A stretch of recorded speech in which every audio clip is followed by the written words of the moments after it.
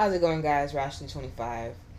I think it's important to really understand how many studies, how much research, how many experiments go into learning about the human brain, the human consciousness, and subconsciousness. And that's on a psychological level as well as a physical level. And call me a bit of a conspiracy nut, but we'd be fools to think that what they tell us in the studies that we're allowed to read about is even half of what they've learned about our capabilities. And I know, science is our friend. Leave science alone. But let me ask you this. Is it that far-fetched knowing the depths of how far the deception goes? Is it that far-fetched to conclude that that research and those findings have been implemented, extensively implemented, in the efforts to keep us controlled, and especially in the efforts to keep us ignorant to how far that control really goes? Down the rabbit hole we go.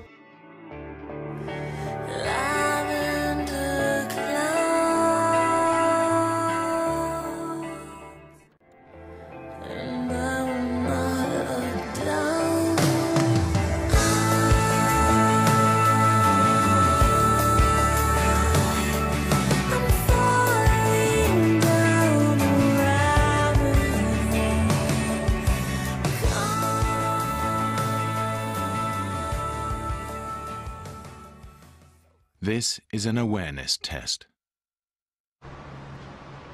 How many passes does the team in white make? Go!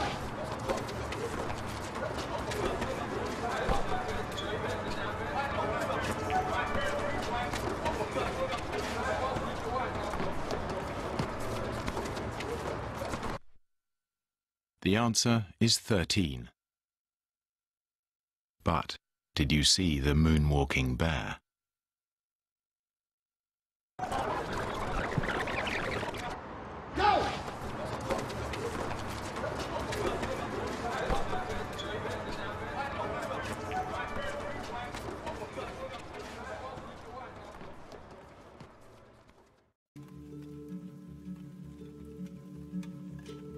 At any given moment, we're subjected to a constant barrage of sensory information. Your baby's crying in the other room, the TV's on, an ambulance goes by, your AC kicks on. In most cases, we don't pay attention to each and every one of these sensory experiences. Instead, our brains center our attention on certain important elements of our environment, while other things tend to blend into the background or passes by completely unnoticed. More than 50 years ago, experimental psychologists began documenting the many ways that our perception of the world is limited, not by our eyes and ears, but by our minds. It would appear that the human mind in most cases is only able to process one stream of information at a time, effectively filtering out information from awareness altogether. Now, the debate can be whether that information is completely dismissed and deleted from our minds completely, or is all information we perceive stored in our subconscious, and then out of that, only a small portion we're consciously aware of. Personally, through my research and understanding, I would side with the latter, but there is a debate for both sides. Alright, so inattentional blindness is the failure to notice an unexpected object or event when attention is focused on something else. It's an event in which an individual fails to perceive an unexpected stimulus that is in plain sight. When it simply becomes impossible for one to attend to all the stimuli in a given situation, a temporary blindness effect can take place as a result.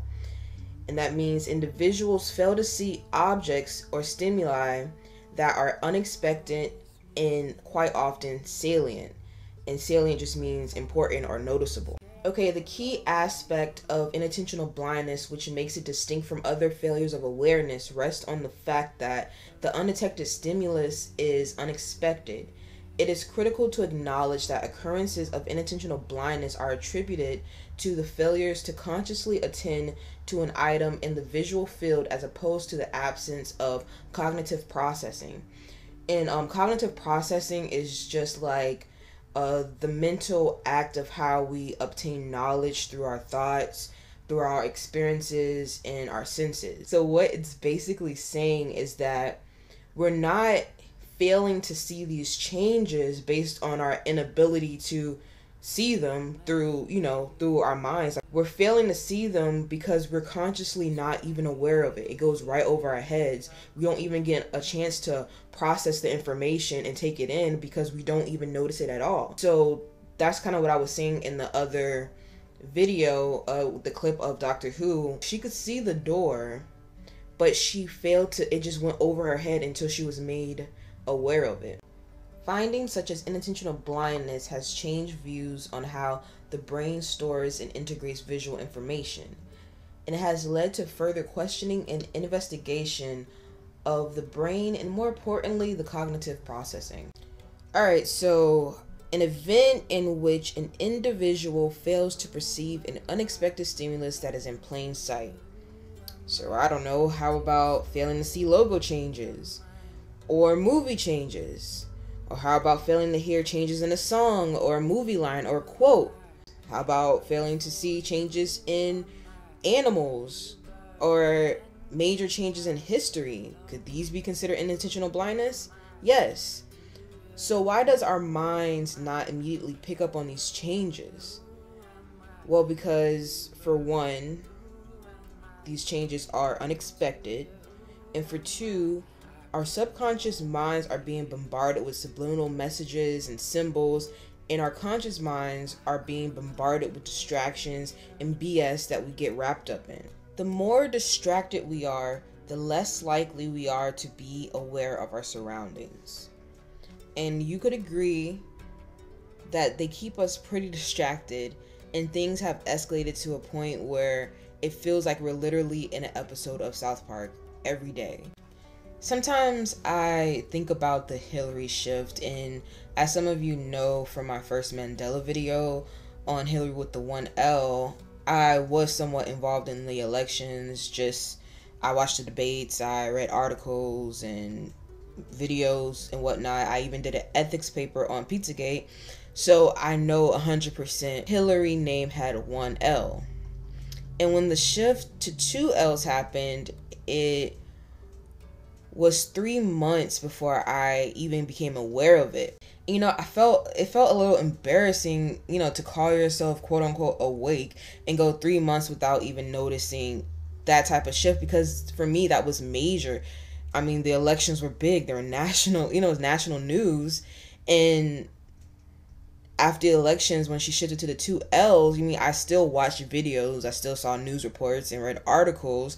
And I just found it very surprising that I didn't notice the shift to the 2Ls until one day I had an aha moment, oh my God, wait a minute, her name has 2Ls. And it was one, but 3 months, I didn't even process, I didn't even notice. And it is a theory that our brains, once it processes something into our memory, for time efficiency, it doesn't really process things that it already stored in its memory. Meaning, if you're going to Home Depot, you've seen the Home Depot sign a million times. So when it shifts to the Home Depot, you don't really process it because your mind is focused on going in there, getting something that you need. You've seen the sign a million times, so you're not really focusing on that shift. You kind of bypass it because it's already stored in your memory bank for time efficiency, So that is a theory, but all in all, I feel like I should have seen that. And yes, I am sharing an insecurity with you guys, which studies show should make me more relatable and trustworthy, which could equate to a boost in subscriber count, but that's not why I'm doing it. We cannot fault ourselves in not seeing all the changes and shifts. Why?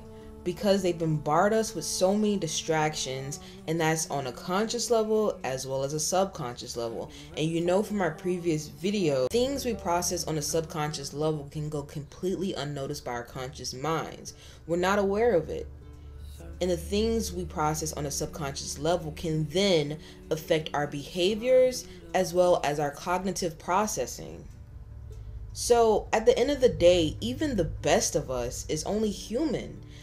And at this state, our brains are just unable to process this much BS, which they're fully aware of, dude.